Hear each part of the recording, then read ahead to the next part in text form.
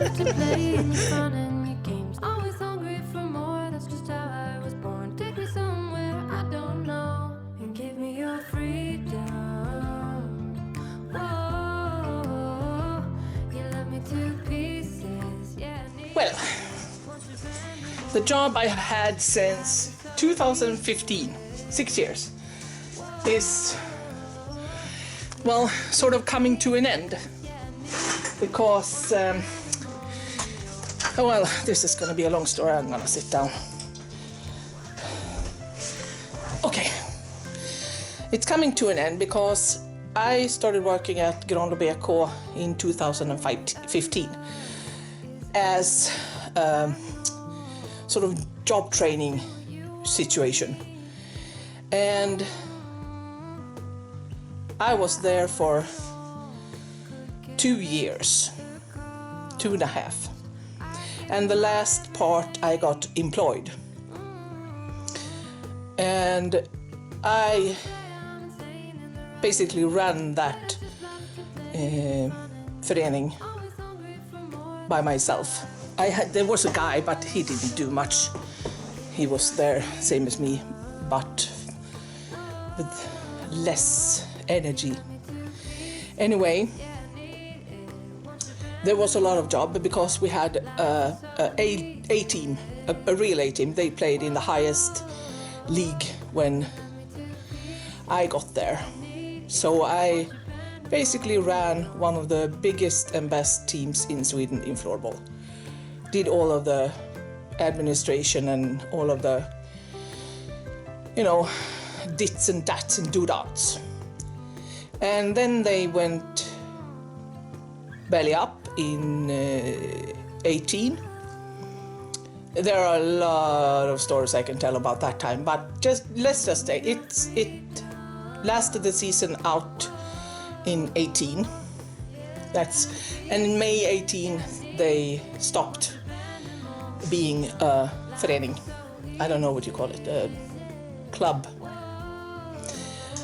And I started this one that I'm working at now. And all the time I've been on, well, you can call it a government-funded employment because, well, I had been unemployed for a very long time. And also this is part of the Swedish thing to have, it's a long story, but the Swedish mentality is built in the government. So if you want to start a new sports club, you get lots of funding from the state.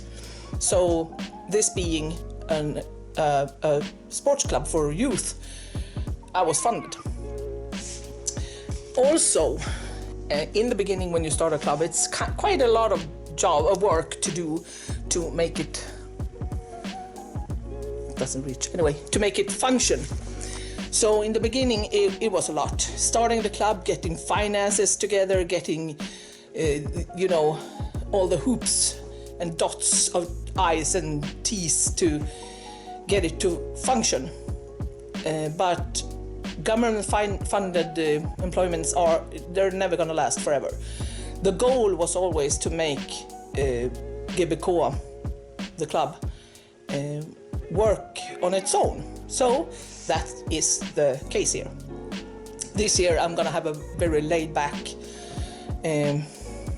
workload and do what's needed, but make sure that everyone else knows what's gonna be done and what has to be done, and finding people to do what I've been doing for the last years, since 18. And a part of this is that we had to close down the workplace. So we ended the lease and we're gonna get out this year. So I've taken all the stuff, my stuff, home. We brought in a lot of stuff like a refrigerator and, you know, Wi-Fi and whatnot to make my job possible. And all that stuff has to come home. So now the hallway looks like a kitchen. See me there? The fridge is gonna go out into the garage. Patrick has made place for it out now, right? Yeah. There's a place for it. We're gonna clean it. Boys are gonna clean it and carry it outside. I'm gonna make. Well, Patrick has cleaned off his former workspace, so that's gonna be my workspace now. I'm gonna put all my paper over there. We're gonna build a shelf there eventually, but for now, the table will have to do. So all my paper, all my supplies, everything is gonna go there, including that thing. That is my copy machine, scanning and copying. So that's what I'm gonna do today. Also, on a sad note, my basil has died. There was too much sun one day and we didn't notice until it was too late, so it died. Well, half of it died and I just gave up on the rest because it looked like shit. So I'm gonna plant some new basil today. Yeah. And Patrick has been on one game of floorball with his team and he's gonna go back and do another game now. Later tonight, he's gonna go to a party. And tomorrow is gonna be hangover. Yes? Yes. Come and say hi to the people, babe. This is his uniform. Yeah. Salming. And it says Coach Patrick on the chest. Yeah. Yeah. What? What? Oh yeah. Breathe in, breathe out. Yeah. So let's get organized. I sound so enthusiastic. It's gonna take like half an hour in total with the planting, but still it's like, oh, I'm so tired. I wanna go and edit, drink water and edit. That's what I wanna do. But I have to get this organized because the hallway can't look like this. This is not appropriate. Do you hear me?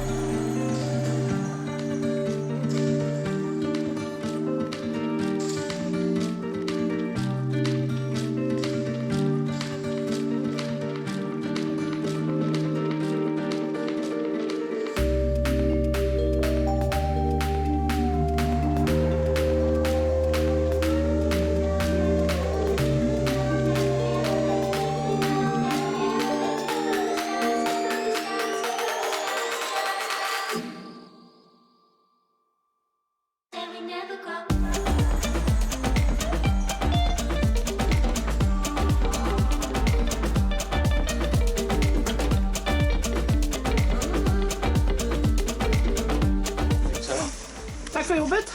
Jättebra Varsågod. jobbat. Ja. Det är konstigt. Bye, bye, bye, bye.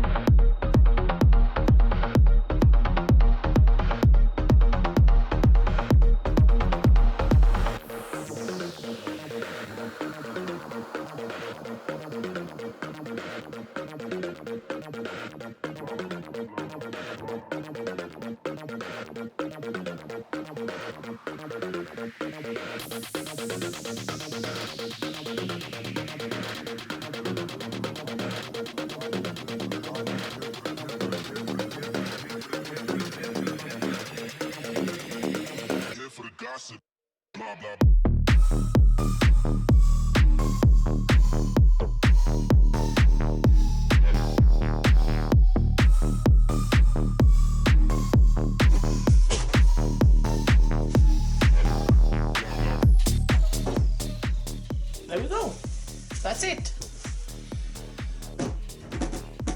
I don't know, probably 2 weeks. Yeah, 5 to 20 days, so 2 weeks, perhaps 3. And then we have, when we have this big of a plant, we just remove the cap. I love these. I've had these forever, and you only have to buy them once. Yeah, and then they last you a lifetime if you're careful. Yeah. They have to be kept warm. And remember, basil doesn't like sun. They like indirect sun, so light but no sun. They die at once if the sun hits them. So they're gonna be in the shade of this thing for now, and then I'm gonna move them to the old place over there, outside of the sun. But I think they're gonna be here for at least until March, because that's when the sun gets so high that it doesn't hit that window. Yeah. My mistake. Easy to fix. I have basil in the freezer, so we're okay. Yeah.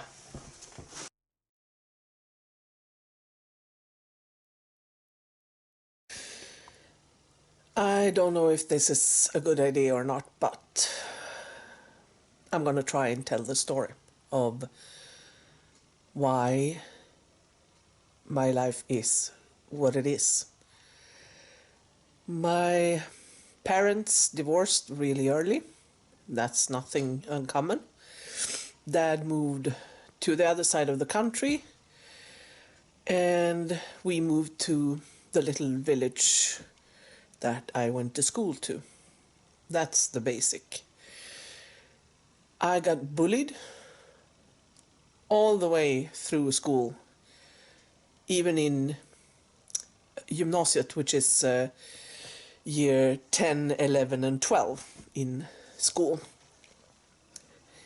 And my support system is non-existent. Before I met my husband, I had no one in my corner. No one. Never had. I had some people help me now and then, but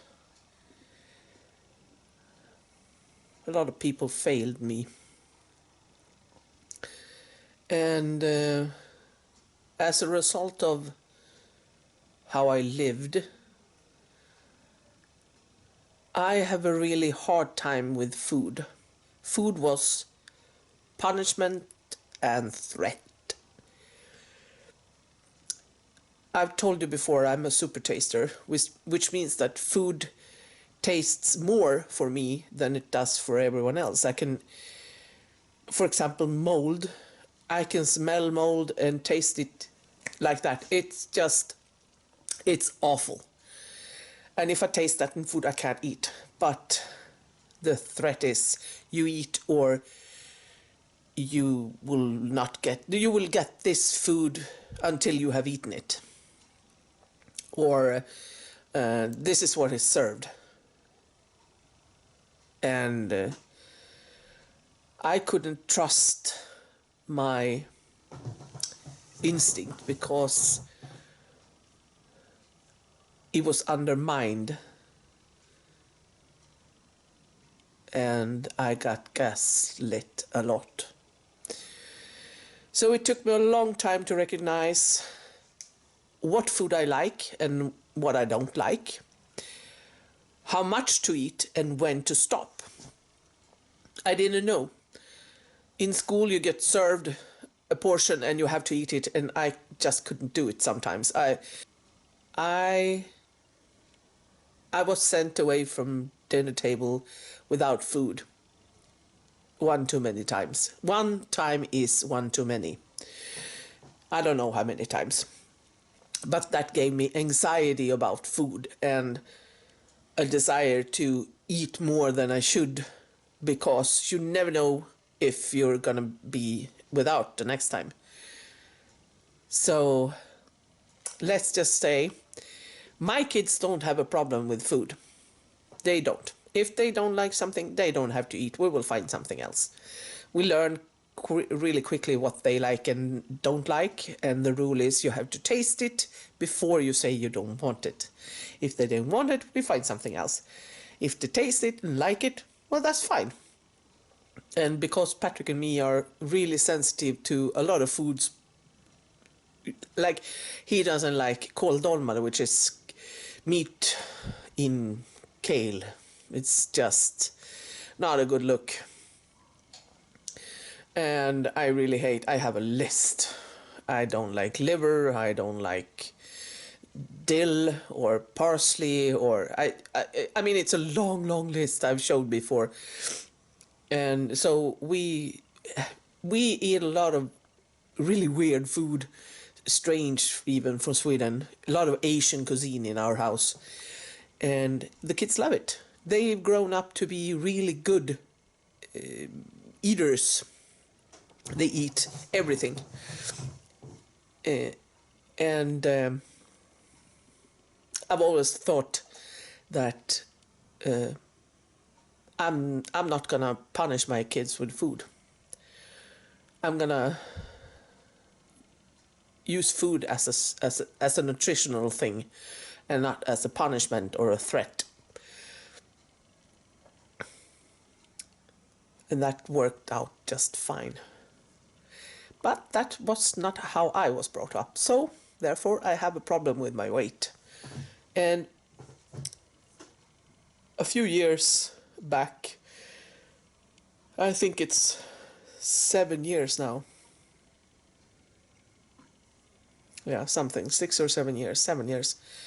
I just put a stop to the abuse. I got tired. I went no contact. And since then, first of all, I ate pills for my panic attacks because my back was so bad. And that's also another thing. No one believed me when I said my back is bad the first time. And I've been called a hypochondriac more times than I really remember. But I'm not a hypochondriac. I do have all these things. And I have quite a high threshold for pain. But it wears you down when the body is in pain all the time. Once I stopped having emotions, this was back in 14. Once I stopped having emotions, I could analyze what was wrong. What was wrong with how I ate, what was wrong with how I feel, and also zoom in on the reason. Because sometimes the reason is just not important. Sometimes you just have to treat the symptoms. You can't do anything about the reason.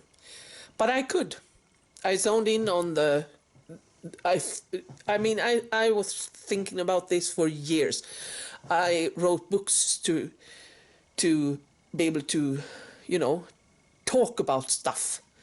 I talked to friends, I started groups, having group chats and just telling, this is what happened to me. And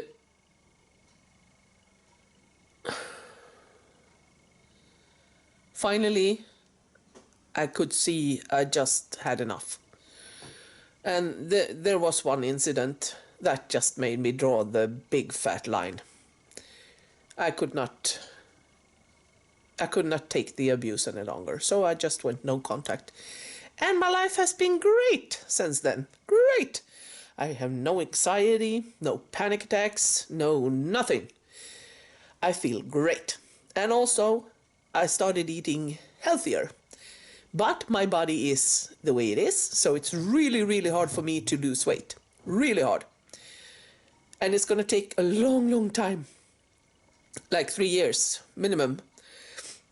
But I can see results. I started to train, water training, because that was a way to move my body and exercise without it hurting like a motherfucker. So I go there. I used to, before the pandemic, I used to go on 2 classes a day, 5 days a week. So I went to 9 or 10 classes every week. I was so strong. Well, I had to restart now. My back problem is back, and I have to restart, so I'm taking it really slow. But it's fun to exercise. I love to exercise. And I can do it in the water. And I'm eating really well. Patrick is an excellent cook. So we eat good food. And I don't overeat. I eat like a child.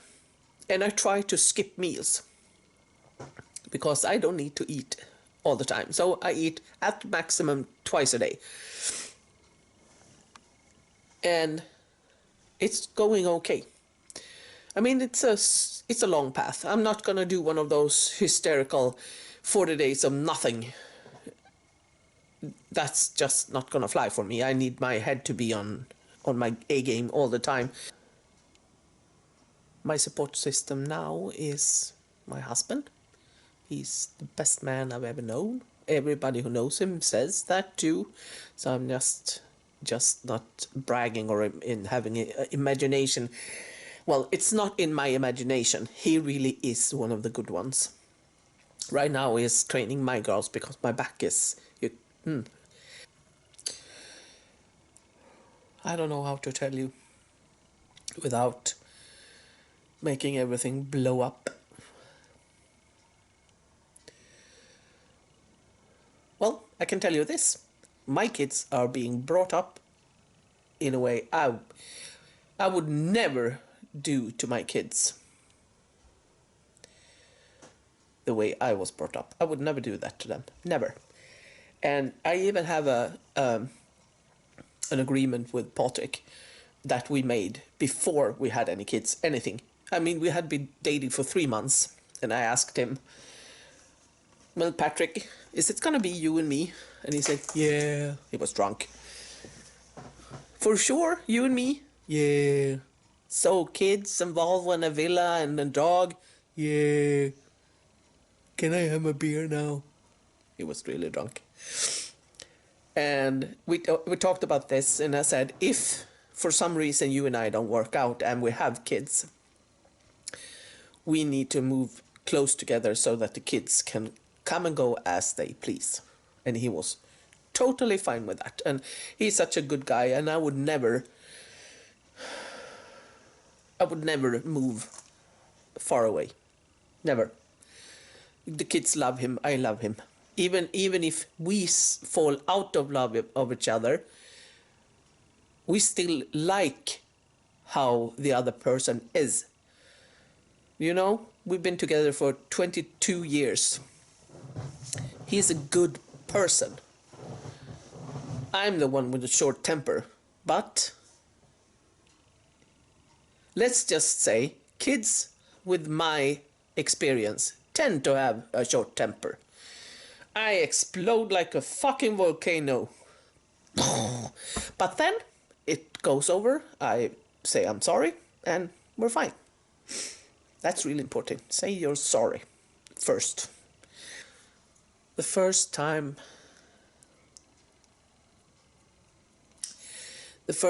I heard I was a really happy-go-lucky kid, very sweet, I must have been about 20 years old. I always thought I was, a sourpuss, because everybody said that. Again, gaslighting. But then I re-met one of the women who used to babysit me And well, she married my uncle, so she was actually my aunt. She died, well, this spring. It was tragic. Anyway, she said, when I told her how I thought I was, she just, no, no, no, that's not you.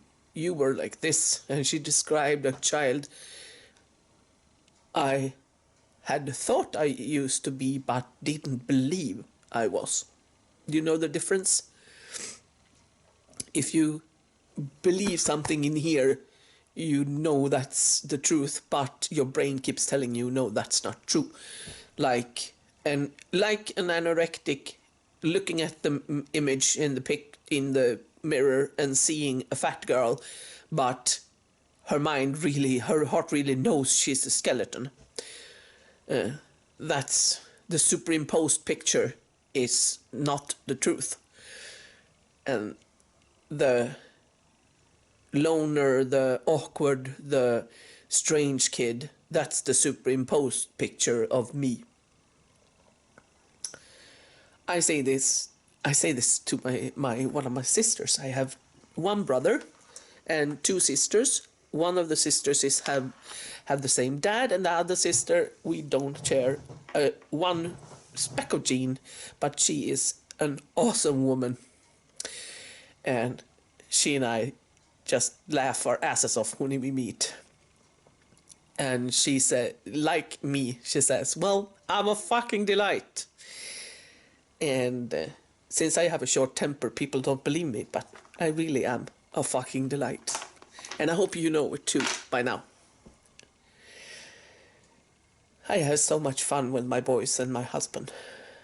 We have fun all the time, especially now that I don't ever have to think about the people in my life that drag me down and tell me I'm something I'm not. There are a lot of people telling me I'm something I'm not.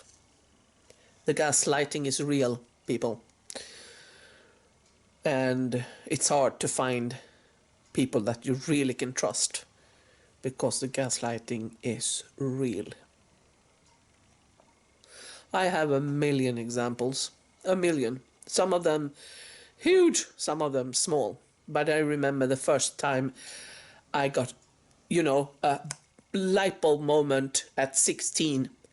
Holy shit. The thing the other one is saying is what I said from the beginning, because I know I learned this in school today. They were not there. I was there. They do not know this. And I knew. I didn't know the phrase gaslighting, but I knew what had happened. The argument had flipped, and I got the short straw. And I was so frustrated. And then I realized that a lot of what I believed was true really wasn't. And it took me more than a decade to come to terms with, and another decade to, put an end to.